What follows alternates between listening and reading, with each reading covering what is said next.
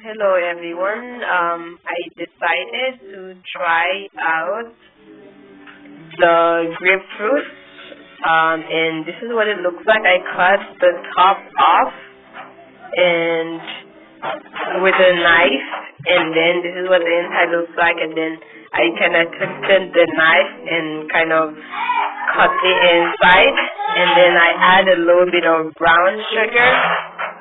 If you want, you could add some honey in there, just for a really healthier version. But I put just a little bit of sugar to bring out sweetness and to calm down the sour taste of it.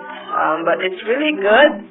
As you can see, it's looking really nice, and it's like it has sparkles. It's sparkling. So if you look inside, you will see that it looks delicious, and when you eat it, it is good. And I'm trying it. I don't know if you noticed. I had a little bit of cold, so this will, help me. All right then. See you later. Hope you try it.